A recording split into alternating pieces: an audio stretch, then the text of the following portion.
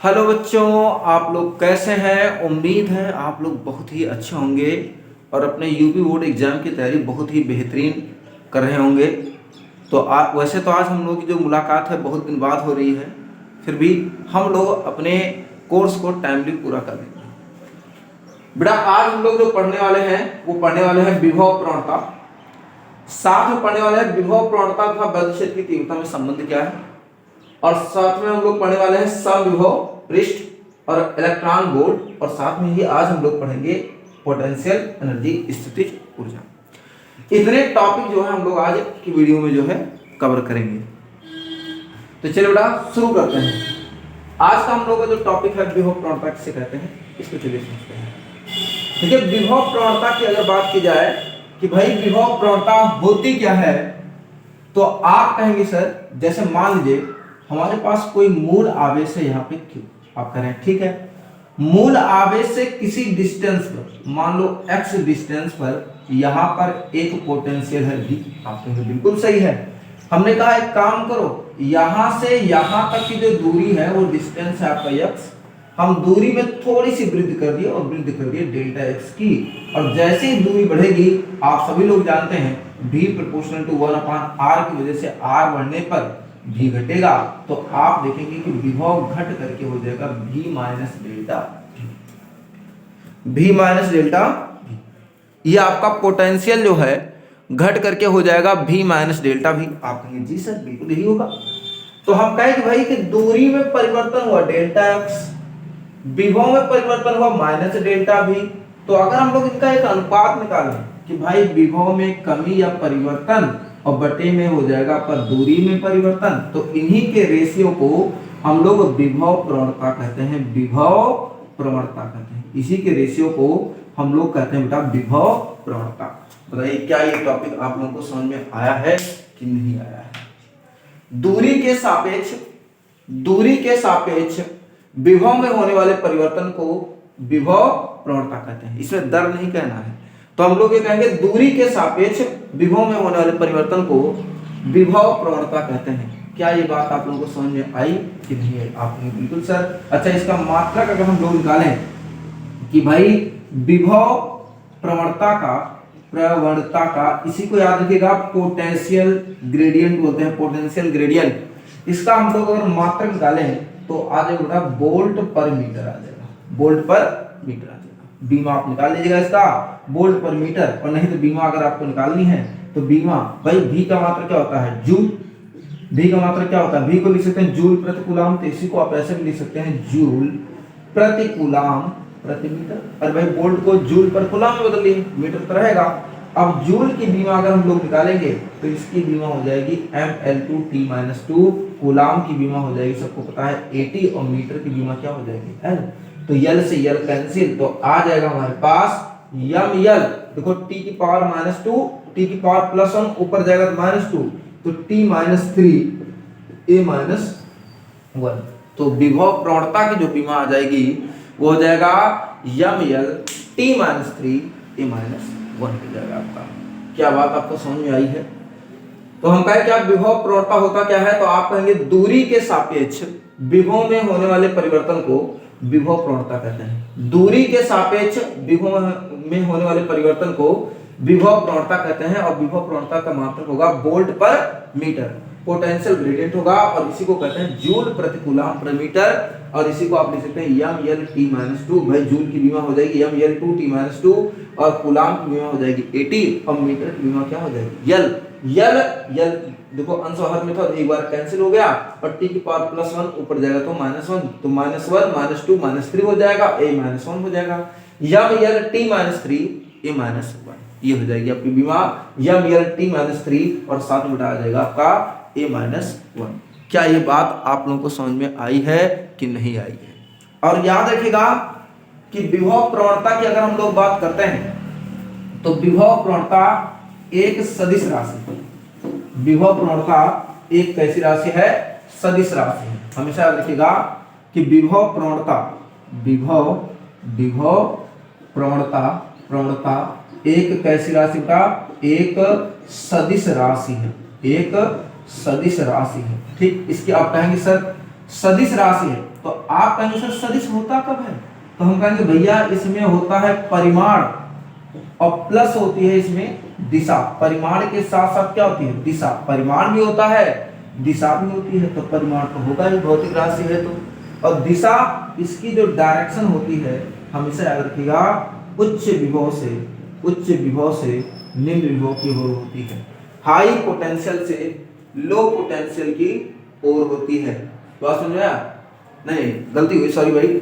इसकी जो डायरेक्शन होती है वो याद रखिएगा, लो पोटेंशियल से, एलपी से हाई पोटेंशियल की ओर होती है, निम्न विभव से उच्च विभव की ओर होती है। इसकी जो दिशा होती है वो निम्न विभव से उच्च विभव की ओर होती है। तो विभव प्रवणता एक सदिश राशि है, इसमें परिमाण और दिशा दोनों है, तो परिमाण तो भाई इसकी वैल्यू आ जाएगी, और दिशा क्या हो जाएगा, इसकी दिशा हो जाएगी निम्न विभव से उच्च विभव की ओर, तो उसे हम लोग कहेंगे विभव प्रवणता।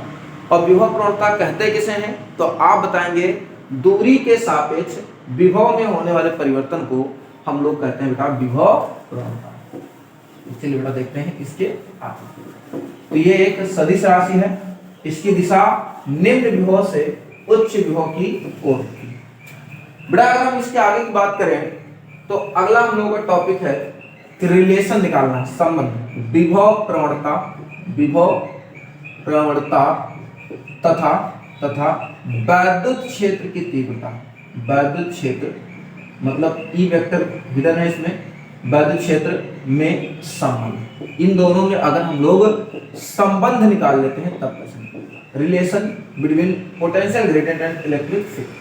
देखो बेटा, वैद्युत क्षेत्र की तीव्रता तथा विभव प्रवणता में क्या निकालेंगे, आपको अगर हम इसे समझाएं तो आप कहेंगे सर V बराबर होता है W/Q।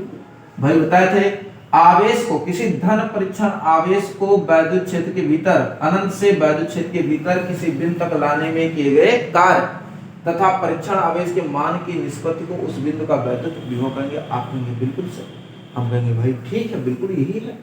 अब फिर हम ये भी कह रहे हैं कि मान लो ये कार्य छोटा है तो पोटेंशियल भी क्या होगा, छोटा होगा। भाई कार्य छोटा होगा तो विभव भी क्या होगा, छोटा। आप कहेंगे बिल्कुल भैया यही होगा। तो हम कह रहे हैं बस करना क्या है, अच्छा दो कंडीशन हो सकती है इसमें, कार्य या तो हम करेंगे या तो कार्य हम लोगों को प्राप्त होगा, दोनों कंडीशन है। हम कहें dv इक्वल टू आ जाएगा माइनस करें dw/q0, और w कार्य बराबर होता है बल गुणे विस्थापन। हम करें बल हो गया F और विस्थापन हो गया x, यहाँ d लगा दिए तो यहाँ भी क्या लगा देंगे d। हम कहें इसका मान रख दो तो dv इक्वल टू आ जाएगा dw मान F इंटू में dx, और बटे में क्या आ जाएगा q0। हम कहें dx को भेज दो इधर तो dv बराबर आ जाएगा dx बराबर F अपान कितना आ जाएगा, q0 आ जाएगा, F अपान q0। अब आपको पहले लेसन में भी डिफिनेशन बताए थे कि किसी धन वैद्युत क्षेत्र के भीतर रखे किसी धन परीक्षण आवेश पर लगने वाले वैद्युत बल तथा परीक्षण आवेश के मान की निस्बत को उस बिंदु पर वैद्युत क्षेत्र की क्या कहते हैं, तीव्रता। तो इसका मतलब भैया ये जो F/Q0 है ये कुछ नहीं, ये आपका E है, वैद्युत क्षेत्र की क्या है, तीव्रता। इसको वैद्युत क्षेत्र की तीव्रता लिख देंगे। अब आ जाएगा E वेक्टर या E बराबर लिख रहे हैं सीधे यहाँ पे dv/dx। dv अपान क्या आ जाएगा, dx, ये आ जाएगा। आप कहेंगे बिल्कुल सर, अगर हम इसी को सदिश रूप में तो आप देखेंगे इसका मान आएगा E vector equal to minus dv/dx आ जाएगा, माइनस dv/dx। और मन करे तो dx वेक्टर लगा दो, x वेक्टर लगा दो, इतना सदिश रूप में हो जाएगा। हम लोग कहेंगे कि माइनस dv/dx, ये माइनस बताता है चिन्ह कि E वेक्टर और dv/dx ये दोनों ही परस्पर विपरीत दिशा में होंगे। परस्पर क्या होंगे, विपरीत दिशा में होंगे। ये E वेक्टर और dv/dx ये दोनों ही परस्पर आपके विपरीत दिशा में होंगे। हम कहेंगे बिल्कुल ठीक है, E वेक्टर इक्वल टू आ गया माइनस dv/dx। आप कहेंगे इसमें कोई दो राय नहीं। तो याद रखिएगा वैद्युत क्षेत्र की तीव्रता और विभव प्रवणता में यही संबंध होता है कि E vector equal to minus dv/dx, E vector equal to minus dv/dx। इस प्रकार हम लोगों ने करके दो टॉपिक आपके कर लिए हैं खत्म। चलिए बेटा थर्ड टॉपिक हम लोग देखते हैं। तीसरा टॉपिक है समविभव पृष्ठ। इसी को हम लोग कहते हैं समविभव पृष्ठ को इक्विपोटेंशियल सरफेस। इक्विपोटेंशियल क्या? सरफेस। अब चलिए देखते हैं बेटा, इसी को कहेंगे इक्विपोटेंशियल, पोटेंशियल वो भी क्या? सरफेस। समविभव पृष्ठ। अब समविभव पृष्ठ क्या है, चलिए इसको समझते हैं। भाई अगर बात करें समविभव पृष्ठ की, तो इसको हम लोग समविभव पृष्ठ को दो भागों में तोड़ सकते हैं। एक पृष्ठ हो, दूसरा समान विभव हो। देखो समविभव का मतलब हो गया सम अलग कर दो और विभव अलग कर दो, तो आप कहेंगे बिल्कुल सर, सम मतलब होता है समान, और विभव का मतलब हो जाएगा ये विभव। बात खत्म हुई, पोटेंशियल ही कह दो, विभव कह दो। इसका मतलब हो गया वैद्युत क्षेत्र में स्थित ऐसा पृष्ठ जिसके प्रत्येक बिंदु पर विभव समान हो। जिसके प्रत्येक बिंदु पर विभव क्या होगा? समान हो, ऐसे विभव को या ऐसे पृष्ठ को समविभव पृष्ठ कहते हैं। ऐसे पृष्ठ को हम लोग क्या कहेंगे भाई? समविभव पृष्ठ कहते हैं।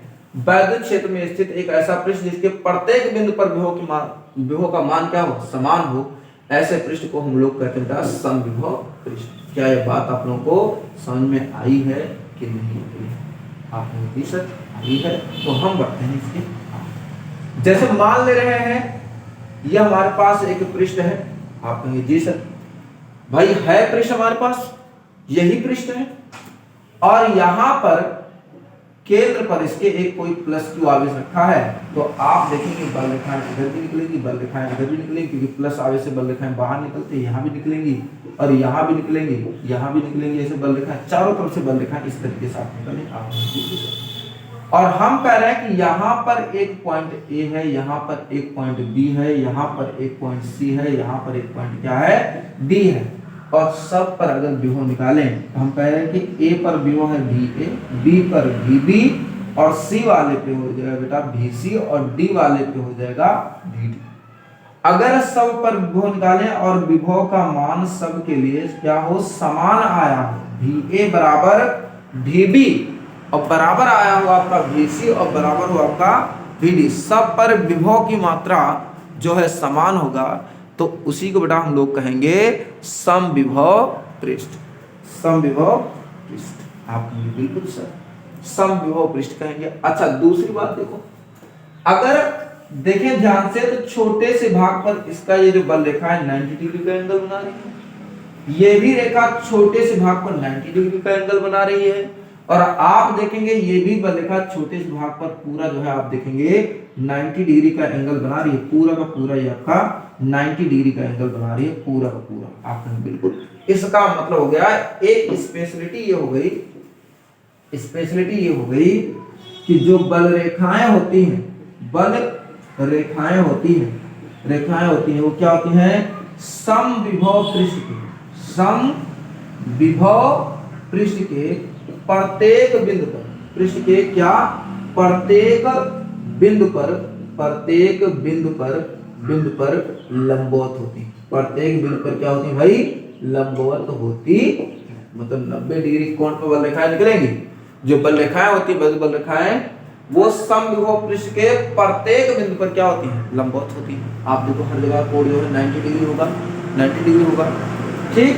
अब दूसरा क्या है? देखो मान लो हमारे पास कोई आवेश है, यानी चार्ज है, PTC है आपका, पॉजिटिव टेस्ट चार्ज, और उसको हम यहां से A से ले जा रहे हैं B में, आप कहेंगे W, या A से ले गए B में, तो हमें कोई ना कोई कार्य करना पड़ेगा। कोई ना कोई क्या करना पड़ेगा बेटा? कार्य करना पड़ेगा। अगर हम वो कार्य निकालें तो हम लिख सकते हैं कि भैया VA और दूसरे का पोटेंशियल VB बराबर हो जाएगा WA2B, और बटे में क्या हो जाएगा? Q। बटे में क्या हो जाएगा आपका? Q। हम कहें ठीक है, आ जाएगा VA minus VB equal to WA2B, बटे में क्या आ जाएगा? Q0। हम कहें ठीक है। फिर आप कहें सर जी ये तो भाई समविभव पृष्ठ है। अगर ये समविभव पृष्ठ है तो A पर विभव का मान जितना रहा होगा वही विभव का मान तुम्हारा कितने पे होगा? B पर होगा। आप कहेंगे बिल्कुल सर, भाई A पर जो विभव का मान होगा और वही मान तुम्हारा बी पे होगा। हम कहेंगे भाई बिल्कुल ठीक है भाई, ये बात तो सत्य है आपकी। तो हम कह रहे हैं इसका मतलब हो गया ये जो बी ए है बी बी है दोनों बराबर हैं, तो दोनों हो जाएंगे कैंसिल, और दोनों कैंसिल हो जाएंगे तो 0 बराबर आ गया डब्ल्यू ए टू बी बटे में क्यू नॉट, और तिरछा अगर गुणा कराते बेटा इसको तो आ जाता डब्ल्यू ए टू बी बराबर क्या आ जाता 0। इसका मतलब हो गया समविभव पृष्ठ के किसी भी बिंदु पर आवेश को किसी दूसरे बिंदु पर ले जाने में किया गया कार्य हमेशा क्या होता है, शून्य होता है। ये दोनों शर्त हो गई एक प्रकार से समविभव पृष्ठ की, कि समविभव पृष्ठ के प्रत्येक बिंदु पर बल रेखाएं लंबवत होती हैं। दूसरा क्या होता है कि अगर हम इसके किन्हीं भी दो बिंदुओं का बीच का विभवांतर करें वो शून्य होता है। और तीसरा विभवांतर शून्य होने की वजह से किसी भी पॉजिटिव चार्ज को या किसी भी आवेश को एक बिंदु से दूसरे बिंदु तक ले जाने में किया गया कार्य क्या होगा, 0 हो जाएगा। ले जाने में किया गया कार्य क्या होगा बेटा, 0 होगा। क्या ये बात आप लोगों को समझ में आई है कि नहीं आई है? अगर आई है सब लोग यस बोलो, फिर हम बढ़ते हैं इसके आगे। आप कहेंगे बिल्कुल सर, चलिए देखते हैं इसके आगे। देखिए दो प्रॉपर्टी तो हम आपको बता दिए समविभव पृष्ठ की, कि बल रेखाएं सदैव प्रत्येक बिंदु के लंबवत होनी चाहिए। दूसरा हम बताया कि किसी भी बिंदु पर आवेश को किसी दूसरे बिंदु तक ले जाने में किया गया कार्य क्या होना चाहिए, शून्य होना चाहिए। और चौथा नहीं, तीसरा क्या है? तीसरा ये है कि याद रखिएगा कोई भी दो समविभव पृष्ठ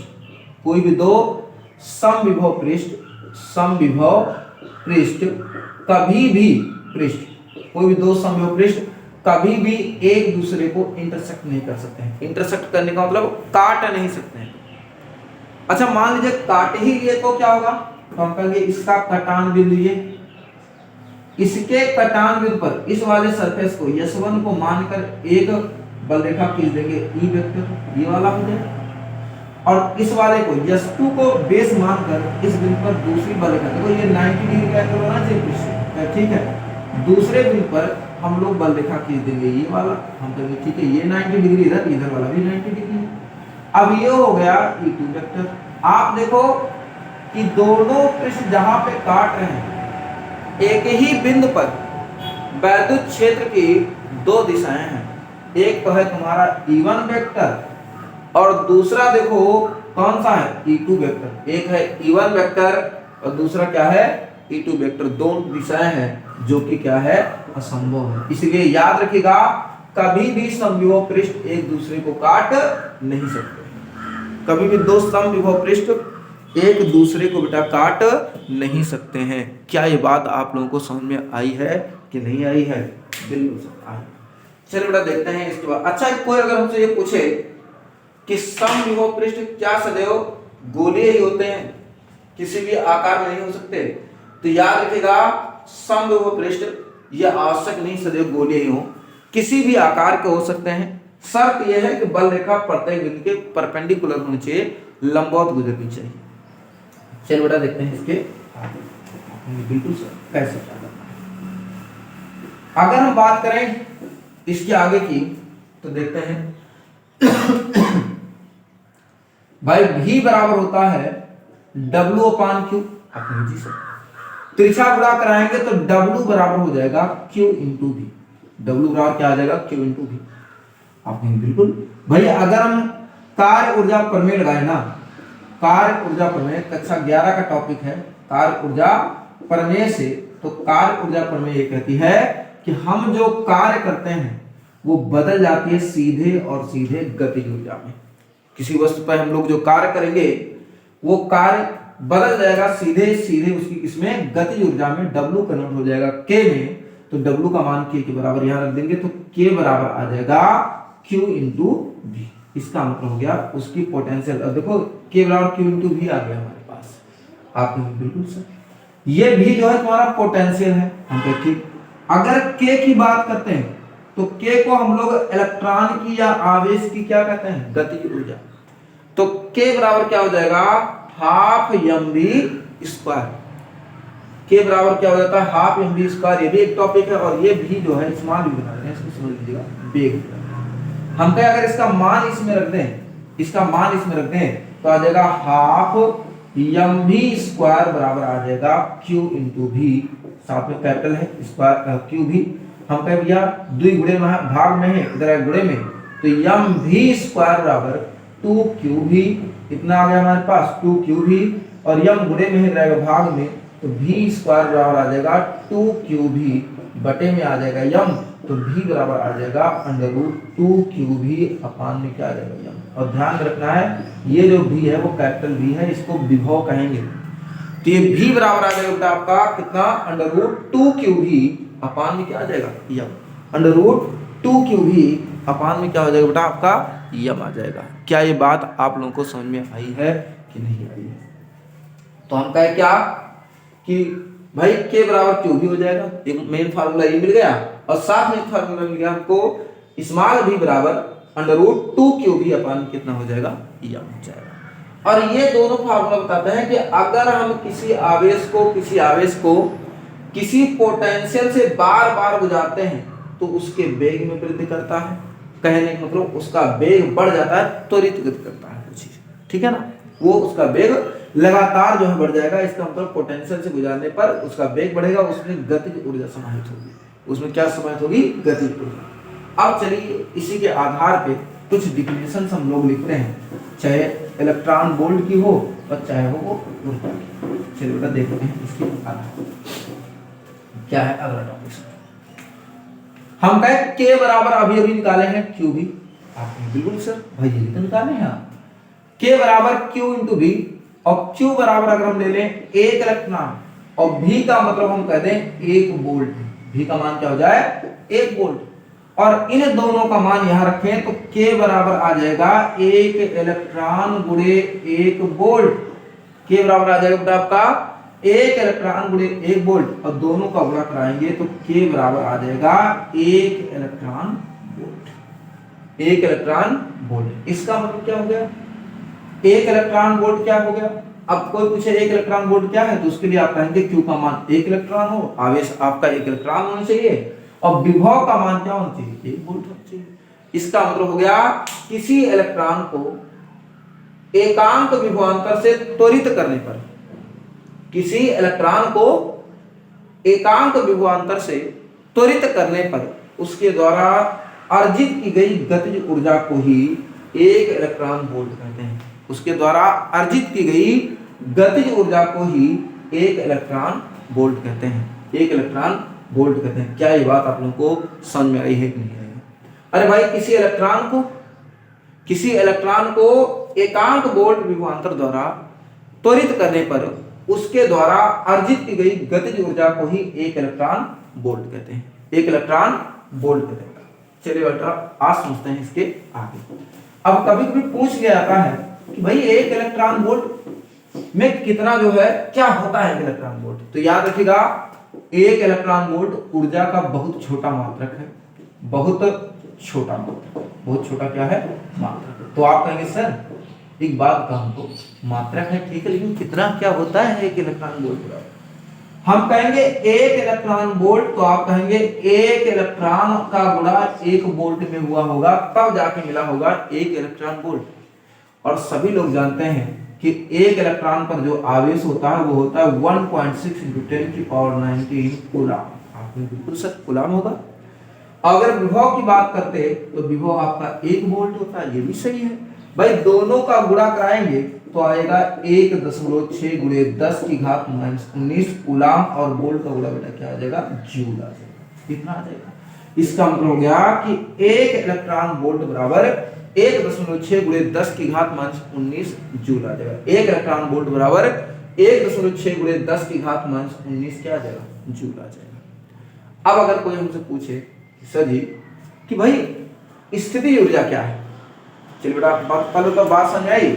1 इलेक्ट्रॉन वोल्ट बराबर आपका होता है 1.6 × 10⁻⁹, वो भी क्या आ गया बेटा आपका जूल। अब चलिए देखते हैं वैद्युत स्थितिज ऊर्जा किसे कहते हैं। आज का हम लोग का लास्ट टॉपिक रहेगा और इस लेसन का भी लास्ट टॉपिक है, बाकी आगे फॉर्म रहेंगे। वैद्युत स्थितिज ऊर्जा किसे कहते हैं, अगर कोई पूछे कि भैया वैद्युत स्थितिज ऊर्जा किसे कहते हैं, E P E, electric potential energy. Electric potential क्या एनर्जी। देखिए जैसे मान लीजिए हमारे पास एक आवेश है प्लस Q1, दूसरा आवेश है आपका प्लस Q2, ठीक। और इस आवेश को हम अनंत से लेके आए हैं, अनंत से r दूरी तक लेके आए हैं इस आवेश। हम कहेंगे बिल्कुल ठीक है। तो इनकी जो स्थितिज ऊर्जा होगी वो हो जाएगी कितना, U बराबर 1/4 पाई एप्सिलॉन नॉट के, साथ में Q1 Q2 और बटे में क्या हो जाएगा R।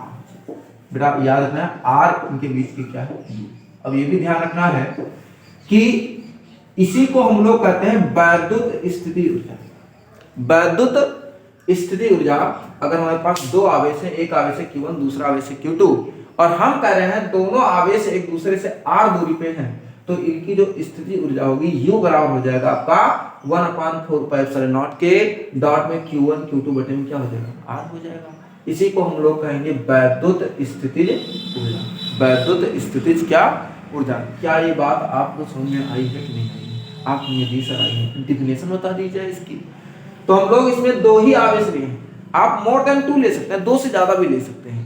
लिख सकते हैं किन्हीं दो या 2 से अधिक आवेशों को, किन्हीं 2 या 2 से अधिक बने आवेशों से निकाय की स्थितिज ऊर्जा उन्हें अनंत से परस्पर निकट लाने में, उस निकाय की रचना करने में जो कार्य करना पड़ता है उसी को हम लोग इलेक्ट्रिक पोटेंशियल एनर्जी कहते हैं, वैद्युत स्थिति ऊर्जा कहते हैं। किसी आवेश को अनंत से किसी दूरी तक लाने में जो कार्य करना पड़ता है या निकाय की रचना करने में जो कार्य करना पड़ता है उसी कार्य को हम लोग कहते हैं वैद्युत स्थितिज ऊर्जा। डिफिनेशन याद रहेगा। ये कह सकते हैं हम लोग क्या कि 2 या 2 से अधिक बिंदु आवेशों से मिलकर बने किसी निकाय की स्थिति ऊर्जा उन्हें अनंत से परस्पर निकट लाकर उस निकाय की रचना करने में किए गए कार्य के क्या होती है बराबर। जब भी ऊर्जा की बात आ जाए ना तो किए गए कार्य को ही आप लोग ऊर्जा ठहराइए। आप ठीक है। अब इसका भी मात्र याद रखिएगा। पहली बात तो ये एक अदिश राशि है, ठीक, अदिश राशि है, तो इसमें जो भी आवेश है उनको आप हमेशा बिग सिंबल रखेंगे, चिन्ह से। यहाँ प्लस रहा, यहाँ भी प्लस है तो प्लस रखेंगे, प्लस है तो प्लस रखेंगे, माइनस होगा तो माइनस रखेंगे। क्यों? क्योंकि एक स्केलर राशि। आप बिल्कुल सर। इसका भी मात्रा क्या होता है? जूल होता है। आप कहेंगे सर जी हमको एक बात नहीं समझ में आई, इसमें कह रहा है कि 2 या 2 से अधिक, आपने 2 तो ले लिया, उससे अधिक लेकर दिखाइए। तो हम कहेंगे भैया बिल्कुल सही है, अधिक लेकर दिखाइए। ठीक है, अधिक लेकर दिखाते हैं। अब चलिए हम आपको दिखाते हैं, एक त्रिभुज अगर बन जाए तो निकाय की स्थिति ऊर्जा हम लोग अब जी, जैसे हमारे पास है एक त्रिभुज, बिल्कुल एक त्रिभुज है, इसके कोनों पर, पहले कोने पर प्लस Q1, दूसरे कोने पर प्लस माइनस Q2 ले लो और तीसरे ले लो माइनस Q3। हमका ठीक है। पहले के बीच की दूरी R12, दूसरे के बीच की दूरी R23, तीसरे के बीच की दूरी R31। तो अगर हम इस निकाय की स्थिति ऊर्जा निकालते हैं, निकाय की स्थिति ऊर्जा तो हो जाएगा U बराबर, और ये हो जाएगा पहली बात तो क्या, इन दोनों निकाय के लिए निकालेंगे तो यहां लिख देंगे 1/4 पाई एप्सिलॉन नॉट के, साथ में देखो Q1 के बीच निकालें प्लस Q1 माइनस Q2 है तो माइनस Q2 और बटे में लिख देंगे R12। इन दोनों निकाय की स्थितिज ऊर्जा हो जाएगा। फिर इसके और इसके बीच ऊर्जा निकालेंगे तो ये हो जाएगा 1/4 पाई एप्सिलॉन नॉट के। इसके और इसके लिए आपका पहला है माइनस Q2, दूसरा है माइनस Q3 बटे में R23। ये हो गया इसके बीच की ऊर्जा। फिर तीसरा निकालेंगे, इसके और इसके बीच की ऊर्जा निकालेंगे तो आ जाएगा आपका 1/4 पाई एप्सिलॉन नॉट के, और इसके लिए आ जाएगा माइनस Q3 और दूसरा आ जाएगा प्लस Q1 और बटे में R31, और बटे में हो जाएगा आपका R31। पहला देखो, पहला दूसरा निकाल रहा है तो इसकी ऊर्जा लें प्लस Q1 माइनस Q2 बटे R12।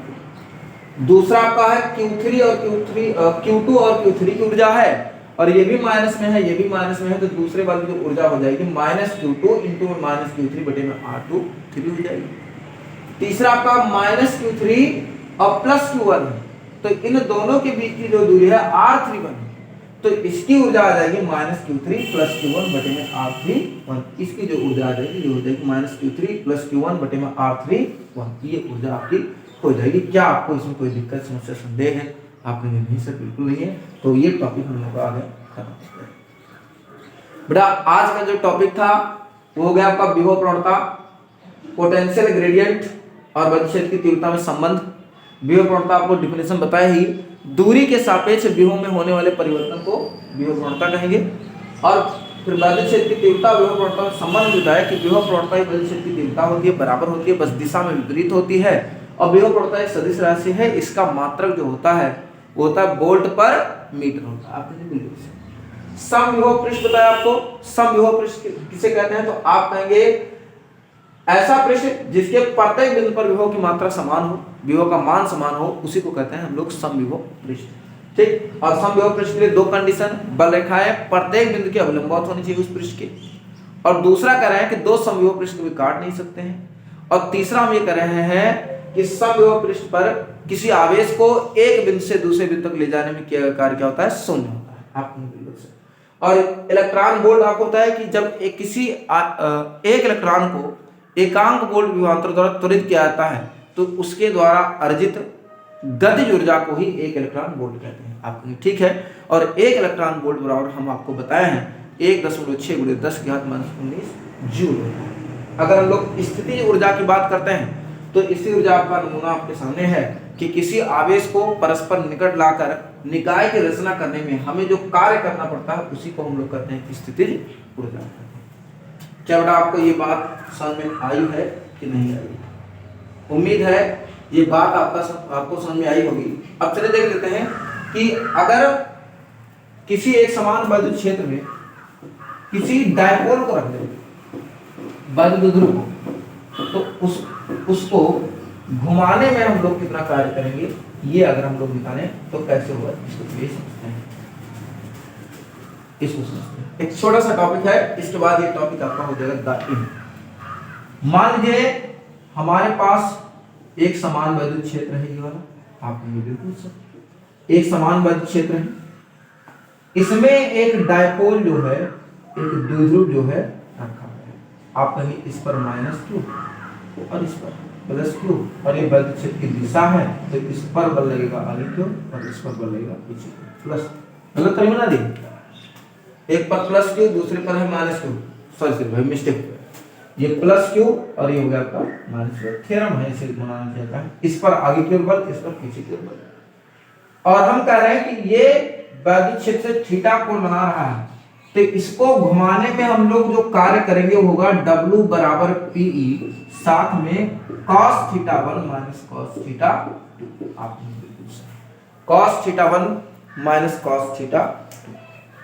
cos θ2, आप कहेंगे यही होगा, आप कहेंगे भैया बिल्कुल यही होगा। W बराबर हो जाएगा PE, साथ में आपका आ जाएगा cos θ1 - cos θ2। क्योंकि अगर हम कहें कि θ1 तुम्हारा 0 और θ2 तुम्हारा ये थीटा के बराबर हो, तब कार्य क्या होगा? W बराबर हो जाएगा PE, साथ में हो जाएगा cos 0 अंश - cos θ2 cos θ। हम कहें ठीक है भैया, W बराबर हो जाएगा तुम्हारा PE, साथ में cos 0 अंश का मान 1 और cos θ मान तो ये है, तो W बराबर हो जाएगा PE डॉट में 1 माइनस क्या आ जाएगा? cos θ। W बराबर आ जाएगा आपका PE डॉट में 1 माइनस क्या आ जाएगा? cos θ। ये आपको क्या ये बात आप लोगों को समझ में आई है कि नहीं समझ में आई? अच्छा, कार्य ही ऊर्जा बताए थे तो इसी को U लिख लो, W को U बराबर आ जाएगा PE डॉट में 1 माइनस cos θ। बस ये आपका लेसन हो गया बेटा खत्म। तो कल हम लोग इसके बेहतरीन NCERT के न्यूमेरिकल लगाएंगे और फिर परसों हम लोग एक नया चैप्टर शुरू करेंगे जिसे आप लोग कहते हैं वैद्युत संधारित्र। तब तक के लिए पढ़ाई करते रहें, जोर शोर से लगे रहिए और अपना फीडबैक कमेंट बॉक्स में जरूर दीजिए ताकि हम लोग अपने एजुकेशन को अच्छे से अच्छे सुधार सकें। तब तक के लिए जय हिंद, जय भारत।